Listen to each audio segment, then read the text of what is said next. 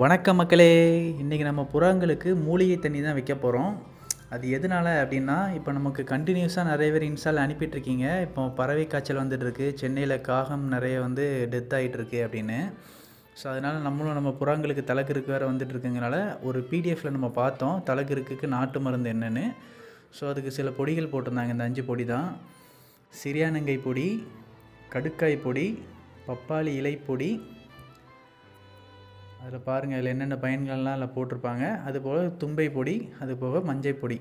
இந்த 5 பொடியும் நம்ம கொஞ்சம் கொஞ்சம் எடுத்து நம்ம 1 லிட்டர் தண்ணியில் கலந்து போட்டோம்னா அது தலைக்கருக்கு வர்றதை தடுக்கும் அப்படின்னு சொல்லி ஒரு பிடிஎஃப்பில் பார்த்தேன். ஸோ அதனால் நம்ம புறாங்களுக்கு அதை கொடுக்கலாம் அப்படின்னு சொல்லி வாங்கி போட்டுட்ருக்கோம்.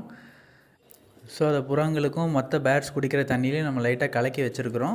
ஸோ நீங்களும் உங்கள் புறாங்களுக்கு இதெல்லாம் கிடச்சிச்சின்னா வைங்க. அப்படி இல்லைன்னா ஏதாச்சும் ஆன்டிபயோட்டிக் கிடச்சாலும் போடுங்க. அந்த டெட்ராசைக்ளின் அந்த மாதிரி ஆன்டிபயோட்டிக் டேப்லெட்ஸ் இருந்தாலும் அதையும் போட்டு வைங்க. வீக்லி ஒன்ஸ் கண்டிப்பாக வச்சுருங்க. அப்படி எதுவுமே இல்லைன்னா கூட அட்லீஸ்ட் மஞ்சள் பொடியாச்சும் கலந்து வைங்க. நம்ம வீட்டுக்கு குருவி, மயில், காகம் எல்லாமே அந்த பக்கத்தில் தண்ணி குடிக்கும் பார்த்துருப்பீங்க. ஸோ அதனால் அது நம்ம புறாவுக்கு வர்றதுக்கான வாய்ப்பு கொஞ்சம் இருக்குது. ஸோ மேக்ஸிமம் புறாவுக்கு வர்ற நோய் அந்த தலைக்கருக்கு தான் மெயினாக வரும். மற்றதெல்லாம் அந்த அளவுக்கு வராது. இந்த கோழிக்கு தான் மெயினாக அந்த பறவை காய்ச்சல்லாம் வரும். பட் இப்போ காகத்துக்கு வந்ததுனால நம்மளும் கொஞ்சம் ப்ரிவென்ஷனாக இருந்துக்கலாம். ஓகே மக்களே, தேங்க்யூ ஃபார் வாட்சிங். Keep supporting. தேங்க்யூ.